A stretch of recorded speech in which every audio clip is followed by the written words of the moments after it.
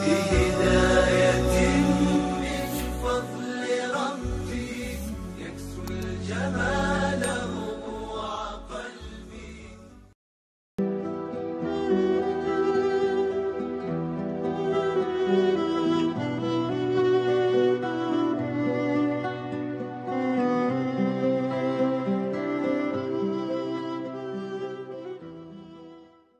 Kata Abu Hurairah, sami'tu Rasulullah sallallahu alaihi wasallam yaqul, aku mendengar Rasulullah SAW bersabda, ara'aitum law anna nahram bi babi ahadikum, kalau di muka rumah kamu ada sungai, yaghtasilu fi kulli yawmin 5 marratin, mandi di sungai itu 5 kali sehari. Di muka rumah kita ada sungai, orang tinggal di tepi sungai Siak, di tepi sungai Sahil, di tepi sungai Rokan, di tepi sungai Indragiri, di tepi sungai Kampar. Satu hari 5 kali dia mandi, subuh, zuhur, asar, maghrib, isya. Hal yabqa min daranihi syai'un, apakah ada daki yang tertinggal? Kira-kira kalau kita tinggal rumah di tepi sungai, mandi satu hari 5 kali, apakah masih ada daki yang tertinggal? Tak ada. Qalu, sahabat menjawab, la, mana ada daki yang tertinggal ya Rasulullah? Apa kata Nabi? Fakadzalika masalus salawatil khamsi, begitu jugalah sembahyang 5 waktu, yamhullahu bihinnal khataya, membersihkan orang dari dosa-dosa. Jadi kalau kita sholat subuh, zuhur, asar, maghrib, isya, dosa bersih. Tapi jangan gara-gara ini korupsi jalan, dan gara-gara ini tipu-tipu timbangan lanjut, yang gara-gara ini ghibah terus. Yang dimaksud dosa daki di sini dosa-dosa kecil. Adapun orang yang sengaja buat dosa, apalagi terkait dengan zalim menganiaya orang, tak bisa dimintakan ampunnya dengan sembahyang 5 waktu. Yang selama ini minjam panci belum balik, rantang belum balik Idul Fitri kemarin, yang punya segan meminta, balikkanlah, daripada habis sholat 5 waktu gara-gara rantang tak balik. Ya'ti yaumal qiyamati bi sholatin, ada orang nanti menghadap Allah, datang menghadap Allah bisolatin, solatnya banyak, qabliyah, ba'diyah, duha, tahajud, witir, solat tahajud, solat isyraq, solat awwabin, tapi ternyata banyak menzalimi orang. Makanya jangan pahami hadis untuk membenarkan perbuatan kita. Aku tak ada dosa aku lagi, aku sudah solat subuh, zuhur, asar, maghrib, isya. Kemarin pengajian asal soman, asal solat 5 waktu, macam buat rumah tepi sungai, mandi satu hari 5 kali, bersih. Lebih baik merasa badan kotor daripada merasa badan bersih. Orang yang merasa badannya kotor, dia akan mandi terus. Tapi orang yang merasa dirinya bersih, dia tak akan mandi, cuci muka aja cukup. Insya Allah sholat subuh kita ini membersihkan kita dari dosa-dosa. Hadis ini ada dalam Sahih Bukhari, ada dalam Sahih Muslim. Nama istilahnya muttafaqun alaih. Yang belum sembahyang, sembahyanglah. Masih banyak orang yang belum sembahyang. Ustaz Somad, tolong doakan ayah saya belum sembahyang, omak saya belum sembahyang. Sembahyanglah Pak, banyak orang mati sekarang. Udah banyak orang mati tak juga sembahyang. Pas ditanya, kau kenapa tak sembahyang? Yang sembahyang pun mati juga. Ini orang ini otaknya sang terbalik. Jangan-jangan lambungnya di otak, otaknya di lutut. Bukan masalah orang sembahyang mati, ustadz pun mati, buya pun mati, pemabuk pun mati, peminum khamar pun mati. Yang jadi masalah kita mati dalam keadaan baik atau buruk. Ada orang meninggal dalam keadaan sujud, ada orang meninggal dalam keadaan tawaf, ada orang meninggal dalam keadaan khutbah, ada orang meninggal dalam keadaan mengaji. Kita mau mati dalam keadaan berwudu, kita mau mati di masjid, kita mau mati husnul khatimah. Maka dengan banyak sholat, memperbanyak sholat. Covid ini, kalau dengan Covid makin lama sujud kita, bagus. Kalau dengan datangnya Covid makin khusyuk doa kita, bagus. Tapi kalau dengan adanya Covid ini makin sepele kita melihat amal soleh, maka 2 kali kita rugi. Rugi dunia, rugi akhirat. Hadis 97 ada dari Abu Hurairah juga. Rasulullah SAW bersabda, as-salawatul khamsu, salat yang 5, dari subuh ke zuhur, dari zuhur ke asar, dari asar ke maghrib, dari maghrib ke isya, dan isya ke subuh. Wal jumu'atu ilal jumu'ati, dari Jumat ini ke Jumat muka, dari Jumat ini ke Jumat semalam, dari Jumat muka ke Jumat berikutnya. Kafaratul lima bainahunna, menghapuskan dosa-dosa. Dari Jumat semalam ke Jumat ini hapus dosa. Dari Jumat ini ke Jumat muka hapus dosa. Dari subuh ke zuhur, subuh jam 5, zuhur jam 12.30, 6, 7, 8, 9, 10, 11, 12, 7 jam setengah. Dari zuhur ke asar 1, 2, 3 setengah. Dari asar ke maghrib 5, 6 setengah. Dari maghrib ke isya 45 menit. Dari isya ke subuh, kafaratul lima bainahunna, dihapuskan dosa-dosa. Macam kita berjalan, dalam perjalanan tuh berhenti sejenak di pom bensin, mandi, buang air besar, buang air kecil, makan, isi minyak, bersih-bersih. Begitulah dalam hidup. Ada stasiun-stasiun dibuat Allah SWT. Ada stasiun-stasiun kecil, ada stasiun-stasiun besar. Makin selalu kita singgah, makin bersih. Makin selalu kita singgah, makin tak khawatir minyak penuh. Makin selalu kita singgah, makin siap melakukan perjalanan. Tak tahu tak kapan perjalanan ini berhenti. Dulu orang menyangka menunggu tua baru mati. Dulu orang menyangka menunggu sakit baru mati. Sekarang tak tua, tak sakit, mati. Pas dicek, negatif. Yang positif, tak mati. Yang sudah mati dicek, negatif, mati. Dicek di kabupaten, positif. Pergi ke Pekanbaru, negatif. Macam-macam. Oleh sebab itu, hidup ini terus berjalan. Jangan takut, jangan cemas, jangan khawatir, jangan ngeri. Mudah-mudahan kita masih sempat makan daging kurban. Kuat amin ya. Takut pun mati juga. Berani pun mati juga. Keberanian tak membuat orang cepat mati, ketakutan tak membuat orang lambat mati. Kalau tak mati kata Allah tak mati. Kalau mati kata Allah mati. Innama amruhu idza arada syai'an ayyaqula lahu kun. Tetap pakai masker. Jangan sesudah ini tak pakai masker. Jadi tanya Satpol PP, PPKM, kenapa tak pakai masker? Kalau tak mati kata Allah tak mati. Dari mana kau belajar? Ustaz Somad. Aku juga yang kono.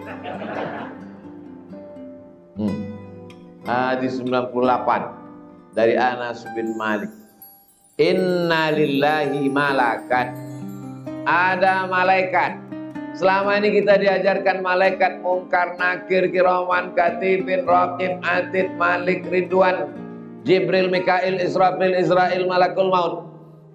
Itu bukan batasan. Itu untuk memudahkan anak-anak belajar. Ada malaikat yang tak ada namanya. Malaikat yang membawa ruh masuk ke dalam perut ibu-ibu hamil. Tak ada namanya. Malaikat yang hadir di majelis pengajian mendoakan orang yang mengaji, Allahumma firlahu warhamhu. Tak ada namanya. Termasuklah ada malaikat yunadi inda kulli shalah, yang memanggil setiap sembahyang. Apa kata malaikat? Ya Bani Adam, wahai anak cucu Adam. Anak cucu Adam itu maksudnya manusia. Karena kita ini semua anak cucu Adam. Yang tak mengaku anak cucu Adam berarti anak cucu monyet. Ya Bani Adam, wahai kalian anak cucu Adam manusia, qumu ila niranikum allati awqadtumuha. Bangkitlah kalian, datangi api unggun yang kalian bakar. Apa maksudnya datangi api unggun yang kalian bakar? Api itu neraka. Api unggun yang kalian bakar, dosa-dosa yang kalian buat menyebabkan masuk neraka. Dosa syirik, dosa riba, dosa korupsi, dosa makan haram, dosa makan harta anak yatim, doa menyia-nyiakan yatim, fakir, miskin, du'afa. Datanglah kalian kepada api yang kalian nyalakan. Kalau ada orang masuk neraka bukan karena Allah tak sayang padanya, tapi karena dia sendirilah yang menyalakan api neraka itu. Fatfi'uha, padamkanlah. Bagaimana cara memadamkannya? Dipadamkan dengan air. Air apa? Air wudhu. Bagaimana cara memadamkannya? Dipadamkan dengan sholat. Itu maka malaikat itu memanggil ketika setiap mau sholat. Hai orang beriman, datanglah kalian kepada api yang sudah kalian nyalakan. Datanglah kalian kepada dosa-dosa yang sudah kalian lakukan menyebabkan kalian masuk neraka. Fatfi'uha, padamkanlah api itu dengan melakukan amal-amal soleh. Taubatnya betul-betul taubat nasuha. Sholat sunat taubat dulu. Bangun malam, sholat sunat wudhu dulu. Habis sholat sunat wudhu, sholat sunat taubat 2 rakaat. Habis sholat sunat taubat, sholat sunat tahajud. Habis sholat sunat tahajud, sholat sunat hajat. Habis sholat sunat hajat, sholat sunat witir. Habis itu duduklah beristighfar menunggu azan subuh. Hadis 99 dari Umar bin Murrah al-Juhani. Ja'a rajulun ila Nabi sallallahu alaihi wasallam. Datang seorang laki-laki menjumpai Nabi Muhammad sallallahu alaihi wasallam. Ya Rasulullah, ara'aita in syahidtu an la ilaha illallah wa annaka Rasulullah. Bagaimana kalau aku bersyahadat tiada Tuhan selain Allah dan engkau Rasul utusan Allah. Wa shallaitu shalawatil khamsa. Aku salat 5 waktu subuh, zuhur, asar, maghrib dan isya. Wa addaitu zakata. Aku bayar zakat. Wa sumtu ramadhana. Aku puasa bulan Ramadan. Wa qumtuhu. Kulaksanakan semuanya. Syahadat, salat, zakat, puasa. Fa mimman ana. Aku masuk golongan mana nanti? Apa jawab Nabi? Minas siddiqin wasyuhada. Nanti kau akan bersama dengan siddiqin dan kau akan bersama dengan syuhada, orang-orang yang mati syahid. Syahadat, salat, zakat, puasa. Apa maksud pertanyaan dia ini? Dia tengok ajaran Islam ini banyak betul, bercabang-cabang, macam pokok kayu, batang bercabang, bertunas. Banyak betul, beranting-ranting. Macam mana kalau yang kubuat yang besar-besarnya aja? Syahadat, salat, zakat, puasa. Apakah aku nanti masuk surga?